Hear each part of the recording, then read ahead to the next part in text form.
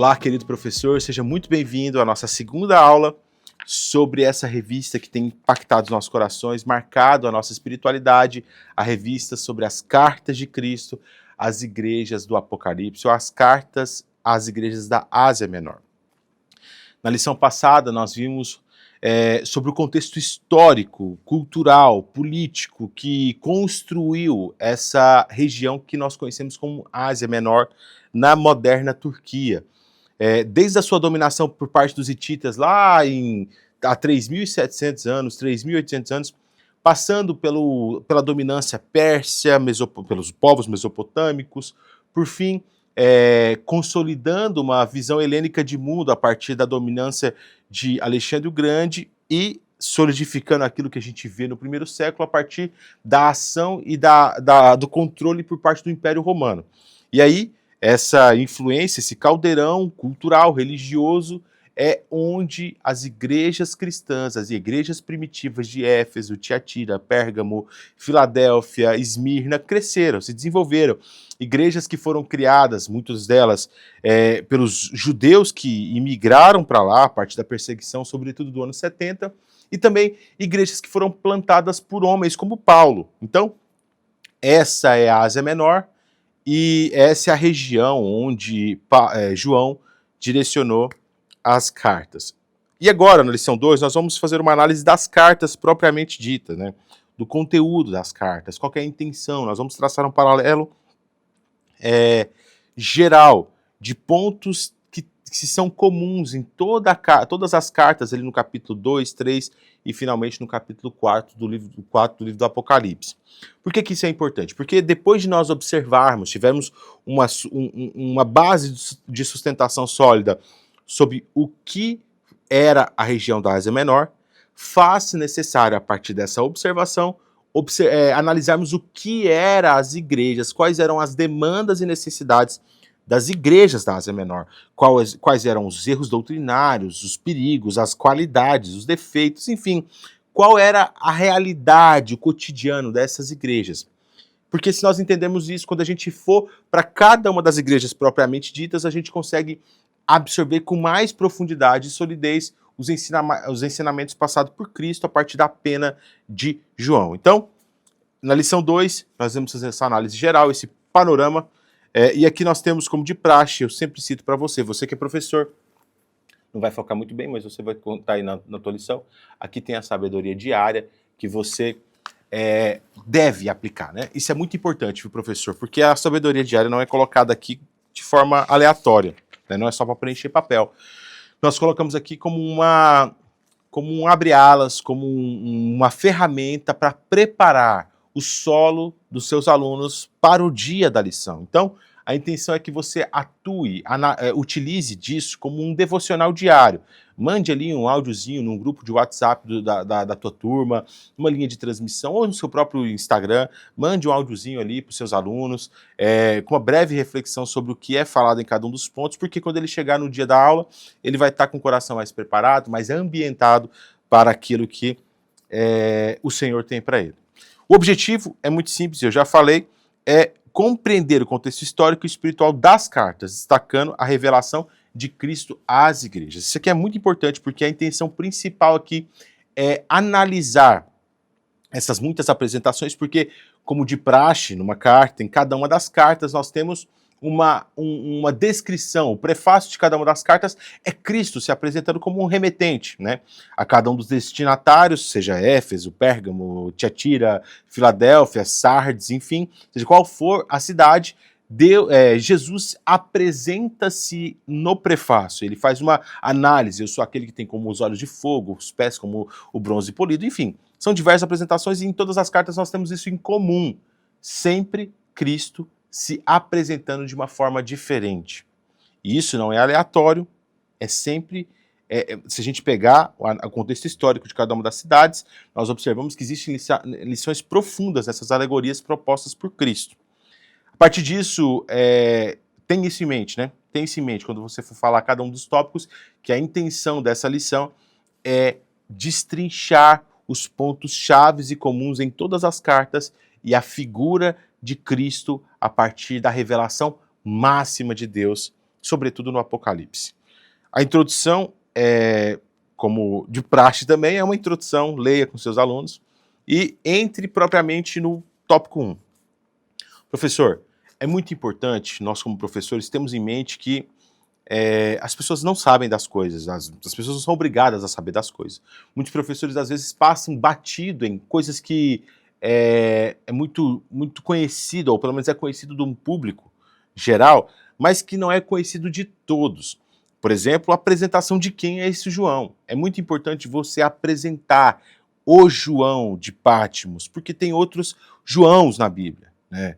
O João Batista, por exemplo. Então, apresente quem é esse João, quem é esse homem, por que ele foi preso. Faça esse panorama, faça essa apresentação, porque é importantíssimo entender que quem escreveu aqui foi um dos apóstolos, foi o evangelista, aquele homem que conheceu e vivenciou não só a vida de Cristo nessa terra, mas ele vivenciou o florescimento e o desenvolvimento de todas as principais comunidades evangélicas, conheceu, viveu e construiu parte doutrinária fundamental. Então, apresente esse homem à sua classe para que eles possam saber e ter uma noção melhor de quem está escrevendo. A partir disso, o subtópico 2, a relevância das cartas no tempo da perseguição. Isso aqui é um outro ponto muito importante. Nós estamos aqui posterior ao ano 70. Lembrando que no ano 70, depois de Cristo, no ano 70 da Era Comum, nós temos uma grande perseguição aos judeus, uma perseguição que culminou na destruição completa de Jerusalém. E dado essa destruição, você tem uma migração em massa de judeus para todos os impérios, formando colônias ou comunidades judaicas muito expressivas, como, por exemplo, a gente tem uma comunidade judaica muito expressiva em Alexandria, no Egito. Muito, muito. Posteriormente, você tem uma comunidade um pouco mais tardia, expressiva em Cartago, ali na atual Tunísia, né, na costa da África, na costa norte da África. E, consequentemente, em Roma, onde Paulo escreveu uma carta, né? Essa carta é muito importante porque Paulo não plantou a igreja de Roma. Ele já chegou lá e essa igreja, quer dizer, ele já ouviu falar dessa igreja e direcionou uma carta antes mesmo de ir lá, né? Porque essa igreja já existia. Então ele direcionou uma carta à igreja de Roma e, consequentemente, na Ásia Menor, como nós vimos na lição passada, que era esse entreposto comercial, essa grande avenida movimentada do mundo que ligava a Ásia Central, o profundo da Ásia, a região do Levante, até as rotas comerciais marítimas que direcionava-se para a região da Europa e subsequentes. Esse foi o lugar onde várias comunidades judaicas e, consequentemente, cristãs se assentaram. Você tem, historicamente, comunidades muito fortes em Sardes, a principal delas, né, que chega a ser redundante citar, mas é importante citar, a de Éfeso, né? Éfeso como a grande capital da Ásia Menor, ali você tinha uma comunidade muito potente e latente de judeus. Então, e aí o relato da pena de Lucas ali no livro de Atos, a partir de Atos 19, você tem a descrição dessa passagem de Paulo, né? Paulo passou por ali e escolheu, quando ele foi evangelizar Éfeso, ele escolheu começar a evangelização como padrão, modus operandi, pela sinagoga, uma sinagoga que era originada por esses judeus vindos da dispersão. E já citado, como eu citei na lição passada e reafirmo aqui, esse fato é corroborado por Tiago. Tiago escreveu uma carta e no destinatário da sua carta, no primeiro verso, ele diz: eu, Tiago, servo de Deus e do Senhor Jesus Cristo, as 12 tribos da dispersão, saludos. Né? As 12 tribos da dispersão, quem eram essas 12 tribos da dispersão? O povo de Israel, que se dispersou a partir das muitas perseguições empreendidas por parte do Império Romano. Então essa visão mais geral é muito importante para que nós possamos absorver o que era uma vida comum ali dentro. Então, era perseguição constante, seja por parte, as igrejas, né? Seja por parte do Império Romano, seja por parte de governanças locais, seja por parte de comunidades judaicas que não se renderam a Cristo, independente da origem, um ponto é comum: era muita perseguição. Não obstante, João estava preso, dado às perseguições. João foi enclausurado em Patmos, que era uma grande ilha, prisão, né? Ele foi preso não é porque ele cometeu um crime, roubou, matou, fez alguma coisa, não. O motivo da sua prisão é porque ele era um cristão. Então, além de escrever para aqueles que estavam sofrendo perseguição, João era alvo direto dessa perseguição e escrevia essa carta para gerar ânimo nos irmãos. Então, era muito importante uma carta apostólica em tempos de perseguição. Então, as cartas ali do capítulo 2, 3 e 4 do Apocalipse têm como essa intenção: preparar o coração, cuidar pastoralmente dos irmãos que estavam sendo alvo da perseguição. Ponto 3, nós temos a ligação com as 7 igrejas da Ásia.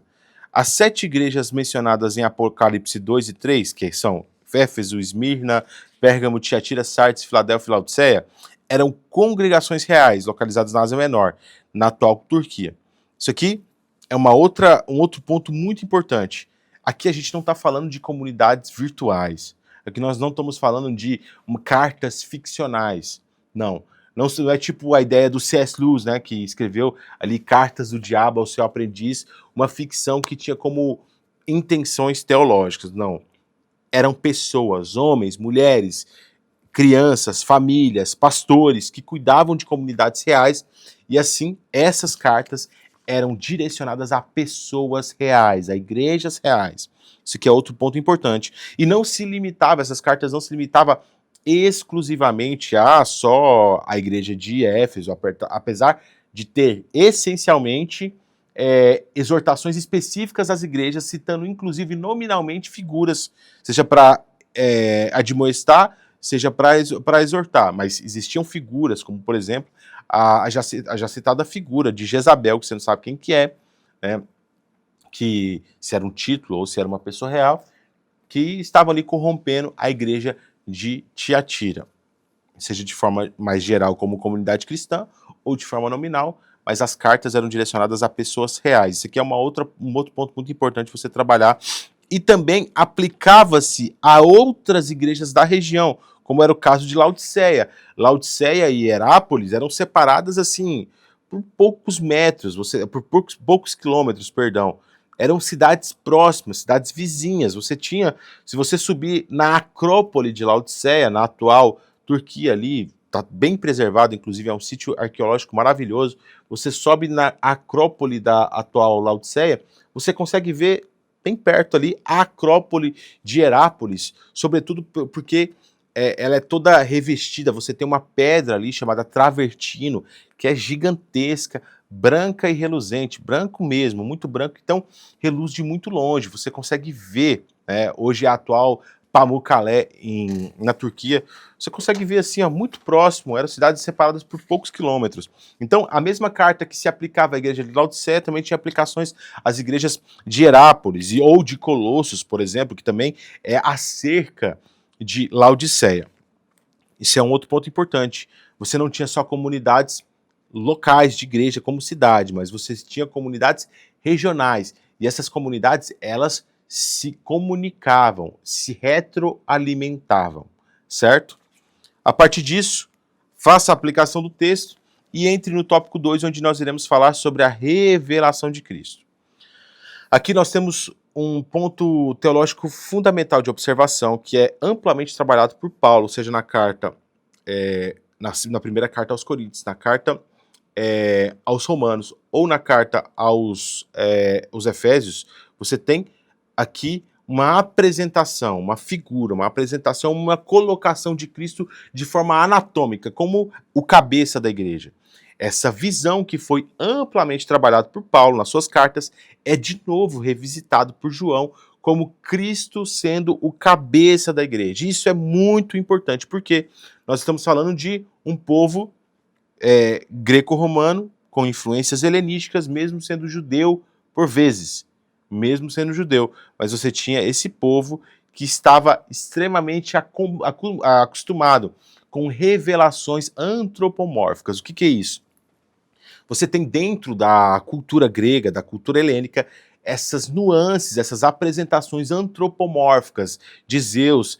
Por exemplo, quando ia fecundar alguém, ele se apresentava como uma chuva dourada, né? Ou de Zeus representando um animal, ou Zeus como aquele que tinha os olhos que brilhavam como fogo. Então, essa apresentação antropomórfica, ela foi utilizada por Cristo para gerar uma maior clareza e absorção teológica daquela comunidade, né? Além de tudo, aqui entra um outro ponto muito importante. Você está falando de uma igreja perseguida, uma igreja sofrida, de pessoas essencialmente pobres e marginalizadas por vezes.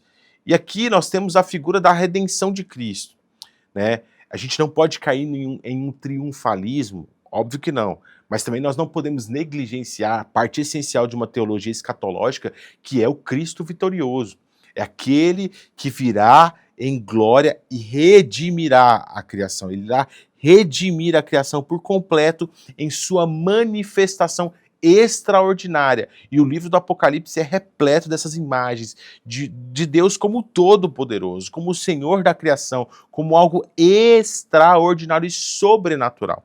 E aqui, nas cartas, em cada um dos destinatários, cada um dos prefácios, dos remetentes ali apresentado por Cristo, você tem sempre uma apresentação extraordinária, como eu já citei anteriormente, né? A gente vê aí, ó, coloquei aqui, né? Ele vê como um semelhante ao Filho do Homem, vestido como uma longa veste e um cinturão de ouro. Outra apresentação muito importante aqui é a constante citação de Cristo tendo como os olhos como chama de fogo. Outra apresentação também importante aqui, outra alegoria importante, é tendo os seus pés como bronze polido. Essa apresentação do Senhor soberano é importante porque os romanos, os gregos, esse povo do primeiro século, eles eram constantemente bombardeados por representações, sejam de imperadores, de deuses, a partir de estátuas. O povo de Roma era muito ligado, o povo helênico era muito ligado a essa idolatria, esses símbolos, esses ídolos.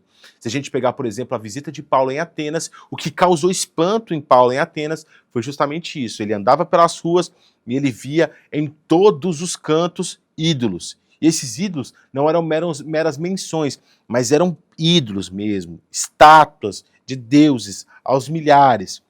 Então, era importante, e ainda é nos nossos dias, importante essa apresentação do Cristo ressurreto e realmente todo-poderoso, genuinamente dono de todo poder, de toda honra, de toda glória, sendo esse o único Deus. Não era mais um Deus poderoso no meio de tantos outros deuses, não. Aqui, João faz questão de clarificar a mente das pessoas, apresentando que não é só que Cristo tem poder, não é só que Cristo é um Deus mais poderoso do que os outros deuses, não. Ele é o único Deus, ele é o único. Todo o poder está sobre a sua regência, sobre a sua dominância. Não existe nenhum outro ser na criação que tenha ou detenha um poder que não derive de Cristo, não tem essa derivação de Cristo. Até o próprio diabo, ele é sujeito à ordenança e à liberalidade de Cristo. A gente vê isso, por exemplo, no livro de Jó. O diabo, ele só tocou naquilo que houve uma liberação da parte de Deus. Então, esse é um outro ponto inicial extremamente importante e presente desde o primeiro capítulo ao último capítulo do livro do Apocalipse, sobretudo nas cartas. Segundo ponto, a apresentação simbólica desses castiçais e dessas estrelas. Queridos, aqui no capítulo 1, né? A intenção aqui não é você ficar deliberando em especulações teológicas. Essa não é a intenção dessa lição. A lição, ela tem como intenção uma simplicidade teológica de abordar aquilo que é seguro, não especulativo. Por quê? Senão a gente vai ficar derivando e ficar especulando e puxando todas as teorias sobre o que são as estrelas, os castiçais, os 7 selos, os chifres. Não é nossa intenção aqui, por mais que isso seja importante, não estou minimizando. Isso é importante, mas não é a intenção aqui. Tá? Então, era inevitável a gente não citar, mas nós optamos por caminhar no ponto mais comum, no ponto mais aceito, na perspectiva teológica mais unânime, que é o quê? Os castiçais, simbolizando o papel da igreja como luz do mundo, chamado para refletir Cristo em meio às trevas, E as estrelas na mão de Cristo indicam a sua autoridade e soberania sobre as lideranças das igrejas. De forma simples, eu sei que tem outras versões, tem outras perspectivas e análises sobre a simbologia dos castiçais das estrelas, mas nós optamos nesse editorial caminhar de forma simples. Os castiçais como símbolo das igrejas, como o papel das igrejas, e as estrelas nas mãos de Cristo como símbolo de Cristo que sendo o regente, o dominador, o Senhor dessas igrejas. Amém? Por fim, Cristo como o juiz das igrejas. Aqui é extremamente importante, né? Lembrando que esse povo estava sujeito a dominações humanas, mundanas, sendo dominado e constantemente levado às vontades desses povos, desses líderes, desses reis, desses imperadores. Eram jogados para lá e para cá. Então, a apresentação de juiz como de Cristo como justo juiz não é só importante, é fundamental para a construção de uma teologia saudável, de uma teologia genuinamente da esperança de quê? De que os poderes do mundo podem até tentarem me afetar, mas eles não são maiores do que o poder do meu Cristo. Isso é muito importante também. Por fim, aplique isso e vá para o terceiro ponto, que vai falar essencialmente sobre o propósito da carta. Primeiro tópico, o propósito das 7 cartas é o quê?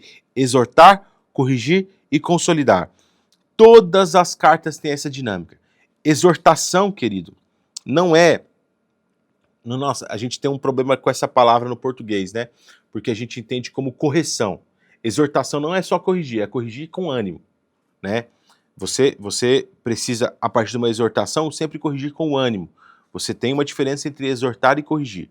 Corrigir não, você analisa de forma direta um erro e faz assim, você é enfático e contundente sobre esse erro, né? Então, exortação ela trabalha com uma análise um pouco mais aceitável do problema, né? Animando, causando um ânimo, direcionamento, elevando a moral, né, dessa igreja. Além de tudo, você tem ambientes onde há correção severa mesmo. Eu já citei aqui Tiatira e continuarei nesse ritmo aqui, nesse lugar, citando Tiatira, porque você tem ali uma correção muito pesada da parte de Cristo. Ele, por exemplo, chega, faz uma análise sobre o comportamento de Jezabel e diz que ela não tem solução, ela ficará de cama e ela morrerá. E todo mundo que não se arrepender de ter compactuado do seu pecado também morrerá. Olha só que severo, sem chance. Ela já caiu num nível de degradação que ela não tem correção mais. Então, ela morrerá. E todos aqueles que não se arrepender morrerão, padecerão também. Uma correção contundente.